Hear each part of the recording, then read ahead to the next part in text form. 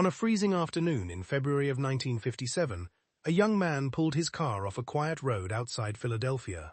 He wasn't looking for anything important. He was checking muskrat traps in the woods, the kind of small, forgettable errand that fills an ordinary day. He never finished it.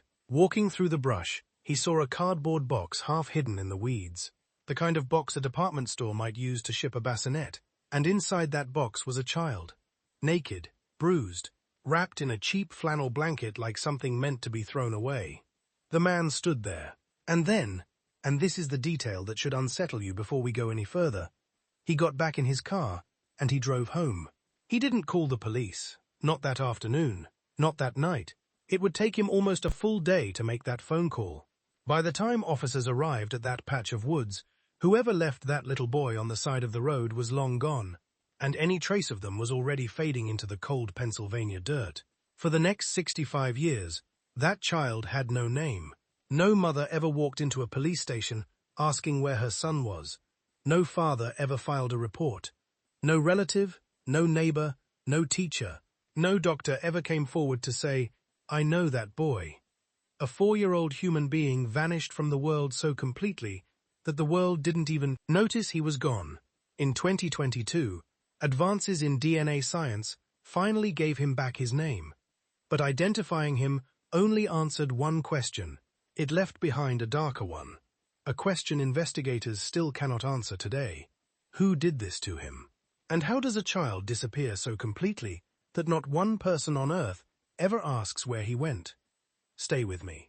Because the deeper you go into this case, the less it feels like a mystery about a killer, and the more it feels like a mystery about everyone who looked away. Most true crime stories start the same way. We meet the victim while they're still alive. We see their childhood photos, hear from people who loved them, build a picture of a normal life, interrupted by tragedy. This case breaks that formula immediately, and that's part of what makes it so disturbing. For 65 years, investigators couldn't tell you a single fact about this boy's life before the day he was found dead. Not his name, not his birthday, not where he slept the night before he died. He existed in a complete vacuum. A child with no documented past, found at the end of a story nobody had been allowed to read the beginning of. Today, we know a little more. His name was Joseph Augustus Zarelli. He was born on January 13, 1953, in Philadelphia. He had a mother and a father. He had siblings, people who are, in some cases, still alive today. And here is the detail that should make your stomach turn before we even get to the crime scene. Joseph never had a social security number. He was never enrolled in any school. There is no medical record of a doctor's visit in his name. And when he died, at 4 years old, no missing persons report was ever filed for him. Not by his mother, not by his father, not by anyone. Think about what that means. Somewhere in West Philadelphia, in a city of over 2 million people, a small boy lived and breathed and ate and slept, and the system built to protect children had no idea he was there at all. We don't know what his daily life looked like. We don't know if anyone read to him at night, or if he had a favorite toy, or if anyone ever called him by a nickname. The silence around his early life isn't just an absence of information. It's evidence in itself, evidence of a child who had been pushed to the very edge of visibility long before he was killed. And that raises the question that should sit with you for the rest of this video. If a 4-year-old can disappear from the world without leaving a single official trace of his existence, how many other children might be living that same invisible life right now? We'll come back to that, because to understand how Joseph vanished from the world, we first have to understand the day he was found in it. February 25, 1957. Fox Chase, a quiet, working-class neighborhood on the northeastern edge of Philadelphia. Cold, overcast, the kind of late winter day that makes everything look gray. A college student named Frederick Benonis was driving down Susquehanna Road when he noticed something strange near a patch of woods. A cardboard box, sitting in the underbrush, half covered by leaves and brush, the kind of detail most people would drive right past. But Benonis was curious. He pulled over, he walked closer, and what he found inside that box would haunt Philadelphia for the next 65 years. A small child, a boy, somewhere between 3 and 7 years old, though no one could say for certain. He was completely naked, except for the flannel blanket he'd been wrapped in. His body was covered in bruises, old ones and fresh ones, layered on top of each other in a way that told a story all its own. He was severely malnourished, his small frame showing the unmistakable signs of a child who had gone without food for a long, long time. And then there were the details that didn't fit. His hair had been recently and neatly cut. His fingernails had been carefully trimmed. Someone, at some point, very close to his death, had taken the time to clean him up. Sit with that contradiction for a moment, because it's one of the most disturbing threads in this entire case. A child starved and beaten over what appeared to be months, possibly longer, and yet, in his final hours, someone groomed him, gave him a haircut, trimmed his nails. Was it an act of guilt, a strange, twisted attempt at dignity before disposing of a body, or something else entirely, a routine, a ritual, the final act of someone who had cared for this child in some capacity, however broken that care had become? We'll come back to that question, because it matters more than you might think. The cardboard box itself turned out to be a crucial clue, or at least investigators hoped it would be. It was a bassinet box from J.C. Penney, sold in stores across the region. Thousands of identical boxes were in homes throughout the Philadelphia area. It was the kind of clue that felt like it should crack the case wide open. It didn't. Not for 65 years. The autopsy revealed the boy died from blunt force trauma to the head. The medical examiner couldn't pinpoint exactly how long his body had been left in those woods before Bononis found him, but it was clear from the layered bruising and the visible signs of long-term neglect that whatever happened to this child didn't happen in a single violent moment. It happened slowly, over time, at the hands of someone who had access to him again and again. And that single fact should change the way you think about this case. This wasn't a stranger who snatched a child off the street. This was almost certainly someone who had control over this boy's daily life. Someone who fed him, or didn't, who saw him every day, and who, for reasons we may never fully understand, let his suffering continue until it ended in that box on the side of the road. Police launched what would become one of the largest manhunts in Philadelphia's history, and almost immediately, they hit a wall that no one expected when. In the days after the discovery, 270 Philadelphia Police Academy recruits combed the woods around the crime scene on their hands and knees, searching for any scrap of evidence. They found a child's scarf, a man's handkerchief, a blue corduroy cap with a leather strap. That cap felt like a breakthrough. Detectives traced it back to a hat shop in South Philadelphia. The shop owner remembered the customer. A man in his late 20s, he said. Detectives had a description. They had a starting point. They never found him. This is the pattern you need to understand about this case. Almost every lead investigators chased over the following decades looked for a moment like the thread that would unravel the whole mystery, and almost every single one of them dissolved into nothing. Police took the boy's fingerprints and circulated them nationwide. They distributed flyers with his photograph to hundreds of thousands of homes across the city. For a stretch of time, every piece of mail sent out of certain Philadelphia post offices was stamped with his image, in the hope that someone, somewhere, would look at that small face and recognize him. Nobody ever did. Investigators exhumed his body not once, but twice. First in 1998, and again in 2019, chasing better DNA technology each time, hoping science could finally do what decades of detective work could not. And in the middle of all of it, one man became almost spiritually attached to this case. His name was Remington Bristow, an investigator with the medical examiner's office, and for 36 years, more than half his life, he refused to let this boy be forgotten. Bristow chased theories that ranged from methodical to outright strange. He consulted a psychic in New Jersey, who told him to look for a house near the discovery site that matched a description she gave him. Astonishingly, the description matched a real foster home roughly a mile and a half away. Bristow became convinced he'd found something. Years later, when that foster family held an estate sale after moving out, Bristow attended, and there, among the items for sale, sat a J.C. Penney bassinet, the same kind the boy's box had come from. Blankets on the clothesline that looked unsettlingly similar to the one the child had been wrapped in.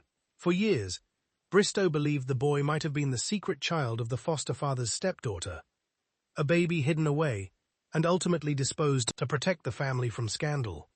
Decades later, police reopened that exact thread, tracked down the woman in question, and found medical records showing her own child had died in an unrelated accident years earlier. Another dead end. Then, in 2002, a woman calling herself Martha came forward with an even darker claim, that her own mother had purchased the boy from his birth parents, and later killed him in a fit of rage. Investigators took her seriously enough to investigate, but neighbors had no memory of ever seeing a child at the property, and Martha's documented history of mental illness made her account impossible to verify.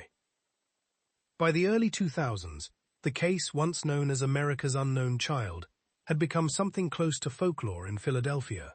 A boy with a face everyone in the city had seen on a poster at some point in their lives, and a story no one could finish. Decade after decade, the detectives who carried this case grew old and passed away without ever learning his name. Bristow died in 1993, still working it. Other investigators who picked up the file after him died the same way, devoted and still searching. So how, after 65 years of dead ends, foster home theories, psychics, and exhumed graves, how did anyone finally break through? The answer didn't come from a confession, or a witness, or a deathbed admission. It came from something none of those original detectives could have imagined: a spit sample, a genealogy website, and a family tree built backward from strangers. In 2019, investigators exhumed the boy's remains for the second time, hoping a new generation of forensic technology could finally extract enough usable DNA. This time, it worked.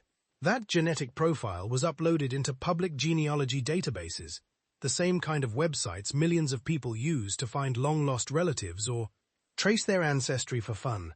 Genetic genealogists began the painstaking process of identifying distant cousins, third cousins, people who shared small fragments of DNA with the unidentified boy without having any idea why a police department was suddenly interested in their family tree. Piece by piece, working backward through generations of births, marriages, and records, investigators built a family structure wide enough to finally narrow in on a single woman, the boy's mother. Using a court order, detectives obtained every birth, death, and adoption record connected to that woman between 1944 and 1956. Buried in that paperwork was the answer Philadelphia had been waiting 65 years to hear. On December 8, 2022, police stood at a podium and said his name out loud for the first time in public history. Joseph Augustus Zarelli, born January 13, 1953. Murdered sometime around February of 1957, at 4 years old. His parents, his mother, Mary Elizabeth Plunkett, and his father, Augustus John Zarelli, were both already deceased by the time investigators identified them, taking whatever they knew about his final days with them to the grave. Joseph had living relatives, siblings, people who, for 65 years, may have walked past his face on old missing persons flyers without ever knowing he was their own family. Commissioner Danielle Outlaw, standing at that podium, said something that cuts right to the emotional center of this entire case: that Joseph's identity, his rightful claim to his own existence, had been taken from him, twice. Once when he was murdered, and once again, every single day for 65 years, by the silence of everyone who should have come looking for him and never did. But here is the part of this story that should genuinely unsettle you. Identifying Joseph did not solve his murder. Investigators have said publicly that they have suspicions about who is responsible for his death. They have not released a name. No one has ever been charged. The case remains, officially, an open and active homicide investigation, which means that whoever did this to a 4-year-old boy in the winter of 1957 may have lived out the rest of their entire life completely free. They may have grown old in this case's own city. They may, decades later, have died peacefully, in their own bed, having never once answered for what happened in those woods. Let's talk, for a moment, about what the evidence actually tells us about that person. Because even without a name, the case leaves behind a disturbing psychological portrait. The layered bruising on Joseph's small body, old injuries beneath fresh ones, points to abuse that happened repeatedly, over an extended period, not in a single violent outburst. That detail matters, because it tells us this was very likely someone embedded in his daily life, someone with regular, ongoing access to him, a caregiver, a parent, someone in a position of trust who turned that trust into a private, sustained pattern of harm that no outsider ever witnessed. And then there's that haircut, those trimmed nails. Criminal psychologists who have studied cases like this one point to a pattern sometimes seen after a child dies in the custody of an abusive caregiver, a kind of post-mortem undoing. It isn't tenderness. It's often something closer to denial, an attempt, conscious or not, to erase the visible signs of neglect before the world could see them. To present a clean, cared-for child rather than the malnourished one that had actually existed behind closed doors. It's a chilling thought that the last act of care this little boy ever received may not have been an act of love at all, but an act of concealment. And then there's the silence. The absence of any missing person report stands out as one of the most important psychological clues in this entire. Children who are reported missing, the moment they disappear, are children who matter to someone watching closely. The complete absence of a report doesn't necessarily mean Joseph wasn't loved by someone, somewhere, but it does suggest a household or a set of circumstances where his disappearance could pass without anyone feeling compelled or able to alert the authorities. That could point to fear, to shame, to someone protecting themselves rather than protecting him. We may never know which of those it was, because whoever made that choice has had 65 years, and counting, to keep that secret. In the years since Joseph's identity was confirmed, something quietly remarkable has happened in Philadelphia. For decades, strangers with no connection to the case had already started gathering every year at his grave, a tradition that began long before anyone knew his name, started by people who simply couldn't let America's unknown child be forgotten. That tradition continues today, except now mourners can say his real name out loud. In 2024, the unmarked headstone that once read only, "Heavenly Father, bless this unknown boy," was replaced. The new stone bears the name Joseph Augustus Zarelli. Relatives connected to his father's side of the family attended the ceremony. People who, in some cases, learned for the first time that they had a cousin, an uncle, a relative who died as a small child decades before they were born.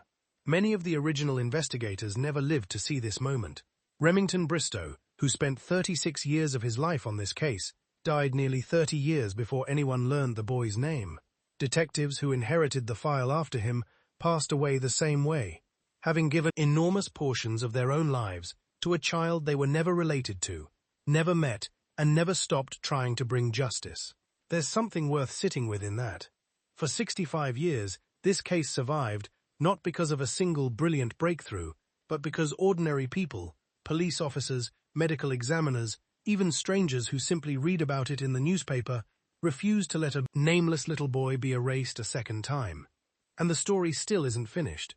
Investigators in Philadelphia have recently begun exhuming other unidentified bodies buried in the same potter's field where Joseph once lay for decades without a name, hoping the same DNA techniques that gave him back his identity might do the same for others who are still waiting. But the most important part of Joseph's story remains unresolved. Somewhere, quite possibly still alive today, is the person, or people, responsible for what happened to him. They have watched, for over 6 decades, as this case grew into one of the most famous unsolved child murders in American history. They may have seen the news coverage in 2022. They may have seen his new headstone in 2024. They may, right now, be watching a video just like this one. There's a particular kind of horror in this case that doesn't come from violence. It comes from silence. A 4-year-old boy lived and died in one of America's largest cities, and not one official document proves he was ever there. No school enrolled him. No doctor treated him. No missing persons report demanded he be found. The only reason we know his name today is because of a stranger checking muskrat traps in the woods, a medical examiner's investigator who refused to give up for 36 years, and a DNA database originally built to help people find long-lost cousins. Joseph Augustus Zarelli has his name back. He has a headstone with his real identity carved into it, instead of the word unknown. Every year, strangers still gather at his grave to make sure he's remembered. But somewhere out there, the person responsible for his suffering has never had to answer for it. Not in a courtroom, not to his family, not once, in 65 years. If you know anything about this case, if a name, a story, a half-remembered detail from a Philadelphia childhood in the 1950s has ever crossed your mind, Philadelphia police are still asking for that information today, on an investigation that has never officially closed. Because the most disturbing part of the boy-in-the-box case was never really the mystery of who he was. It was the fact that for 65 years, almost no one thought to ask.